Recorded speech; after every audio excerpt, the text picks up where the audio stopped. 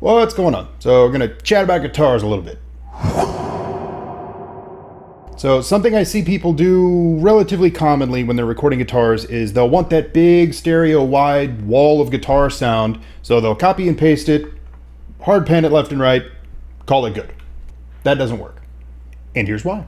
For demonstration purposes, I recorded a little guitar thing real quick. This is it just by itself, right up the pipe, dead center, no pan, no nothing.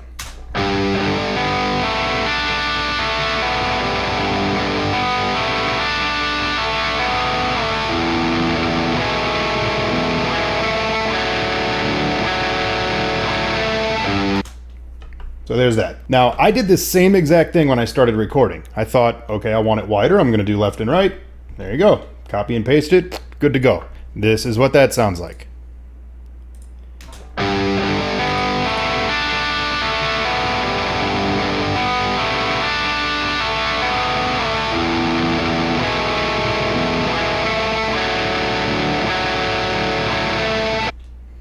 It just gets louder. So all that happens is it sums itself back to mono. The two parts add themselves together, think of it that way, and it gets a little bit louder. That's it. You can also run into phase issues. If you zoom in on a waveform, you see the peaks and the troughs, the ups and downs. Well, if you happen to get stuff a little bit sideways like this, where, see, this peak and this trough are more or less opposite each other, shit's gonna sound kind of goofy. It gets stuff kind of phasey, as we call it. It gets kind of off sounding. It tends to affect low frequencies more than higher frequencies, so if you do this with guitar, it kind of can get a bit of a faked separation sound, but it doesn't sound right. It just sounds kind of weird. To fix that, you play both parts. You actually double the part, as best as we can anyway. You have guys like Zakk Wylde, No More Tears, for instance. That's not chorus. He's just playing it so perfectly on the doubles that it just sounds like chorus. He's an animal. Us mere mortals, we sound like this.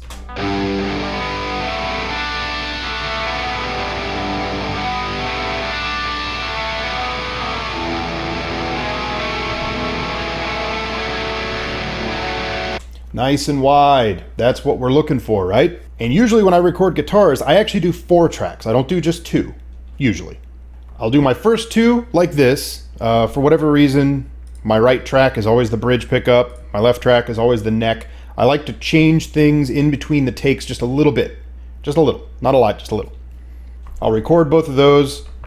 Then I do the same exact thing. For demonstration's sake, we'll just do this. I'll have, say, 35 and 35 ish, something like that, but it'll be a totally different amp. So this was recorded with an Ingle. This would be like a Mesa or a 5150 or something like that. Again, right track bridge, left track neck. That's just my OCD-ness. You know, you do you. But then when you get this done and you get it all mixed together and everything, you get a nice big wall of guitar sound, and it sounds really good. Another thing to take into consideration is your EQing, because you want to do, at least I do mid-side EQ a lot. What that is on the master, we'll go like this, and favorites, and Pro Q. I use Pro Q on everything, and why aren't you picking this up, you stupid recording software? 1 second. Okay, now we can see it. Pro Q is my absolute favorite EQ ever. I'm probably going to buy FabFilter Pro Q3 because it just came out and it is incredible. I'll put a link in the description. I'll also put a couple other links about phase and that type of thing. If you want to get real nerdy about it, you can go check it out. This is just kind of the top level, what to do and what not to do. It gets, that's a deep rabbit hole. But yeah, Pro Q. So you go analyzer on and, nope, I need to delete that. You go away. Go away. Yes, go away. There we go. Anyway. Usually when I'm mixing things, I do the bass and the lower frequencies and stuff like that, like the kick, the bass guitar, that sort of stuff, right down the middle, center channel. Then the guitars and the other higher frequency stuff, I tend to space out a little bit more. And to do that using ProQ, where is it? Mid-side. You switch this over to mid-side, and then when you make your points for EQ, you can switch it to the middle, the sides, or both. So on something like this, I would usually go, let's see, I would start off with a shelf because we don't need all that muddy, gunky junk in the bottom. Even though I actually do that in the Axe-Fx, I have it set to cut at like 80 hertz or something, somewhere around there, just because you don't need all that low. It just makes your tracks muddy and sound like shit. So this is a bit redundant, but you know, I'll leave it there for demonstration's sake. And then I don't want to talk over it. And then I'll go like this in the, it depends on the bass tone that I'm going for, but I'll cut this from the middle on the guitars. So it's on the outside, not in the middle, because I want the bass tone in the middle. Make sense? Then I'll do something like, you know, obviously this is extremely exaggerated and kind of stupid, but mid, I'm cutting a little bit of room for the bass to fit, and then on the sides, I'm letting the guitar, and I'll do the opposite on the bass track. And that sounds like that.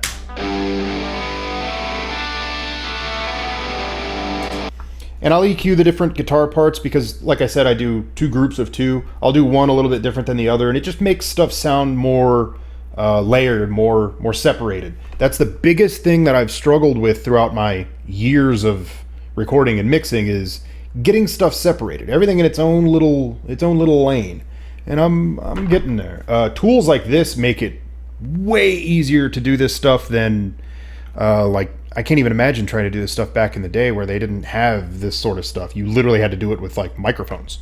And you want to talk about phase issues? Ooh, yeah. When recording live amps, if you don't have your mics spaced correctly, you can run into phase issues right out of the gate, and things sound real wonky then.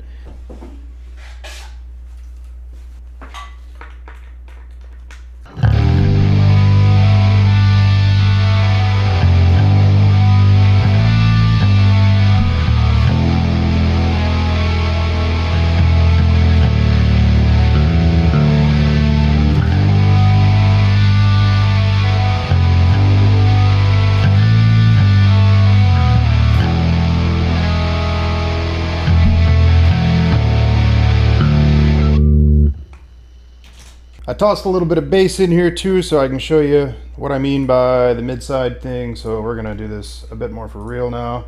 You go away, you go away, you go away.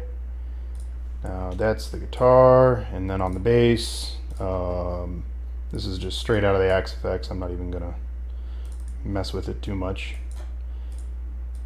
So we got the bass and the guitar. And we need this.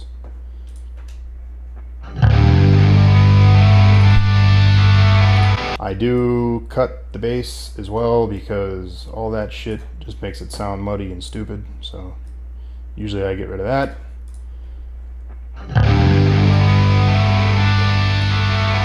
Tame that a little bit. Now I'm hearing right around here on the bass, I think.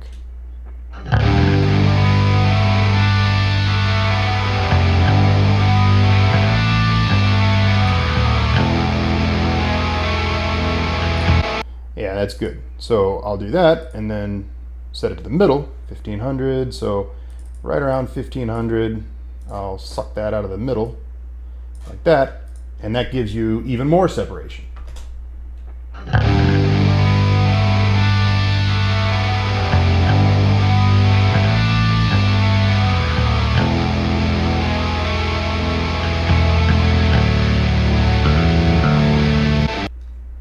Just like that. And then we'll take this, we're gonna go like that, and where was that? Right about there. We'll suck that out of the sides a little bit, like that, and it sounds like this.